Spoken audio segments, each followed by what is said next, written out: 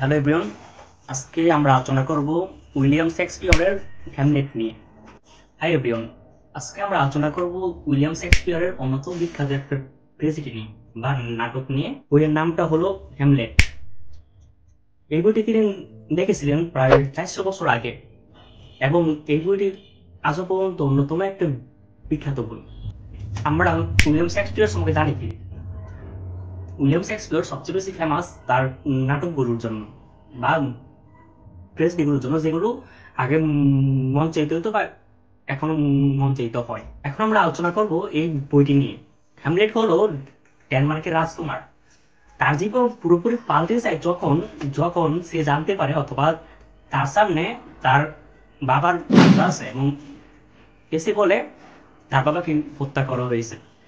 তখন তার পুরো জীবনের চিন্তা, পুরো জীবনের ভাবনা পাল্টে যায় এবং সে আরো জানতে পারে তার বাবাকে হত্যা করেছে তার আপন চাচা ক্লোডিয়াস এবং তার মার বর্তমান হাজবেন্ড। তখন থেকে হ্যামলেট চিন্তা করতে থাকে প্রতিশোধ নেওয়ার, কিন্তু সে শঙ্কিত এবং সে কিছুটা আত্মবিশ্বাসের অভাবে রয়েছে। আবার সে চিন্তা করতে থাকে কাজটা কি ঠিক হবে কি, এবং এসব চিন্তার মাঝে তার একটা চিন্তা আছে, যেটা এই বইয়ের সবচেয়ে ফেমাস একটা line, to be or not to be, that is the question. আবার আমরা এই নাটকের যে অপোজিট ক্যারেক্টারটা আছে আমরা তাকে নিয়ে চিন্তা করতে পারি। যেমন হ্যামলেটের চাচাকে নিয়ে, সেও তার বড় বোন হত্যায় সেও খুব কষ্টে আছে বা অপরাধ বোধের ভিতরে আছে, কিন্তু সে এটা প্রকাশ করতে পারতেছে না, সে এটা কেউ বলতে পারতেছে না।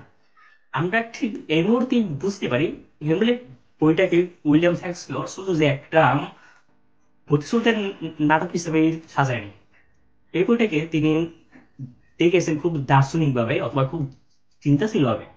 এখন আমরা এই নাটকের বা হ্যামলেট বইটার একটা চরম মুহূর্তে আসতে পারি, যখন হ্যামলেট চিন্তা করতে থাকে সে কি আক্রমণ করবে অথবা আক্রমণ করবে না, সে আক্রমণ করতে পারবে নাকি পারবে না, অথবা সে কি করতে পারে, সবকিছু নিয়ে খুব চিন্তিত। এবং হ্যামলেট বইটার যে শেষটা হয় সেইটা হয় সবচেয়ে কষ্টদায়ক। এবং এই বইটার শেষে দেখা যায় কি কেউই জয়ী হয় না।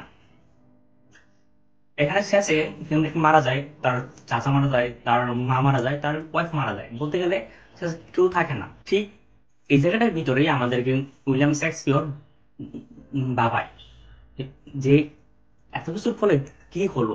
হ্যামলেট বইটা আমাদেরকে এখন বাবায় যে ন্যায় কি, মানুষের প্রকৃতি কি, অথবা আমাদের চিন্তাগুলো কিরকম, এবং আরো বাবায় যে প্রতিটা ক্যারেক্টার কতটা জটিল হতে পারে এবং কতটা মানে অনুচিন্তা করতে পারে, অথবা মানুষের মাঝে কত ধরনের ভাবনা থাকতে পারে। আর এই জন্যই উইলিয়াম শেক্সপিয়রের হ্যামলেট আজও পর্যন্ত পুরো পৃথিবীর অন্যতম একটা নাটক বা অন্যতম একটা বই, যে বইটাকে আমি বলতে পারি যে এগুলো আপনি যতবারই পড়বেন ততবারই নানান কিছু বুঝতে পারবেন। কাহিনী হয়তো সেম, কিন্তু আমরা ধারণা করতে পারবো অনেক কিছু, অথবা আমরা চিন্তা করতে পারবো অনেক কিছু। এখন আপনি যদি হ্যামলেট না পড়ে থাকেন তবে পড়তে পারেন, আর যদি পড়ে থাকেন তবে আবার পড়বেন। কারণ আমরা একটা বইকে বারবার যখন এটার রিসার্চ করবো বা অ্যানালাইসিস করবো, তখন এর মধ্যে দেখেন নানান সূক্ষ্ম জিনিস বেরিয়ে আছে। যদি আমার ভিডিওটা ভালো লাগে তো অবশ্যই আমার ফলো করবেন। ধন্যবাদ।